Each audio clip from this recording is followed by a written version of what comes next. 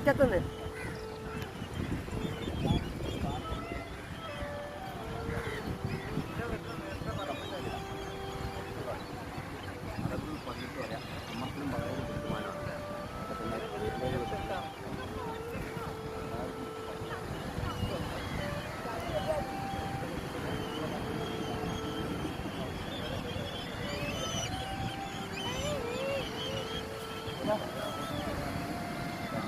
ചില ആൾക്കാർ നായ്ക്കളെ കണ്ടാൽ അടിച്ചു കൊല്ലും, കല്ലെടുത്തെറിയും.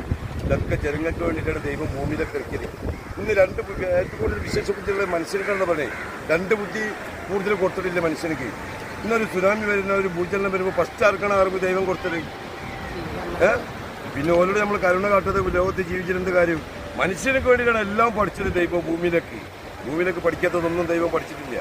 ഒക്കെ മനുഷ്യന്മാരില്ല അപകടകാരികൾ, ഇതിലുമുണ്ടോ അപകടകാരികൾ? നമ്മളാരും ഇതാക്കാൻ പറ്റില്ല. ഒക്കെ മനുഷ്യനക്ക് വേണ്ടിയിട്ടാണ് ലോകത്ത്. ഇന്നിന്നലെ തുടങ്ങിയില്ല. 15 വയസ്സിൽ തൊടിക ക്ഷേത്രത്തിലുള്ള അവിടെ വെച്ച് തുടങ്ങിയതാണ്.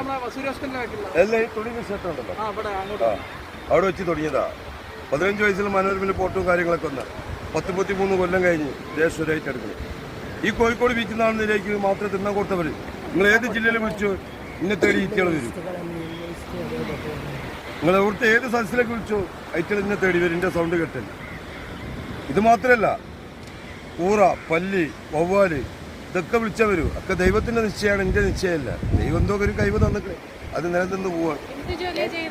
ഓരോ വീട്ടുകളിൽ പോയിട്ട് കൂലിപ്പണിയൊക്കെ എടുത്ത് ജീവിക്കും. ഓരോ വീട്ടുകളിൽ പോയിട്ട് പേപ്പർ, കുപ്പി, അത് ഇതൊക്കെ എടുത്ത് ജീവിതം. എന്നിട്ട് എന്തുണ്ടെങ്കിലും ഇത് കഴിഞ്ഞിട്ട് എൻ്റെ ലോകമല്ല, വേറൊരു ലോകം എനിക്കില്ല. ഈറ്റകളെ കാറ്റോടെ എനിക്ക് കിട്ടിയിട്ടില്ലെങ്കിൽ അന്നത്തെ ദിവസം ഉറക്കിട്ടില്ല. ഇതിനെ കാറ്റിൻ്റെ സുഖം അറിയുള്ളൂ, പ്രകൃതിയുള്ള. ഇനി നമ്മൾ പ്രകൃതിനെ വേദനിപ്പിക്കുകയാണ് എല്ലാവരും ഇല്ലേ? പ്രകൃതി ഇങ്ങനെയുള്ള കാലങ്ങൾ ഞാൻ മക്കളോട് പറയാം, വൃക്ഷങ്ങൾ നട്ടിട്ട് പിടിപ്പിക്കാൻ. ഇനി ചൂട് വർദ്ധിക്കും, മനുഷ്യന് കൊഴിഞ്ഞു പോകും. അങ്ങനത്തെ കാലഘട്ടമാണ് ഇനി വരാൻ പോണത്. നമുക്കിങ്ങനെ ഒരു 10 മിനിറ്റ് ഇപ്പോൾ മഴ കഴിഞ്ഞിട്ട് ഈ ടൈമിലൊക്കെ ചൂട് വരാമെന്ന് പറഞ്ഞാൽ ഭയങ്കര അത്ഭുതം തന്നെയാണ്. ഇനി അത്ര 2-3 മാസം കഴിഞ്ഞ് നമ്മൾ കാണാം, കൊഴിഞ്ഞു വീണത് പ്രായമുള്ള ആൾക്കാർക്ക് കാണാം, താങ്ങാൻ കഴിയില്ലായിരിക്കും. ഇപ്പോൾ വൃക്ഷങ്ങളെല്ലാവരും പിടിപ്പിക്കുക, അതാണ് എനിക്ക് പറയാനുള്ളത്. പ്രകൃതിനെ എല്ലാവരും സ്നേഹിക്കുക.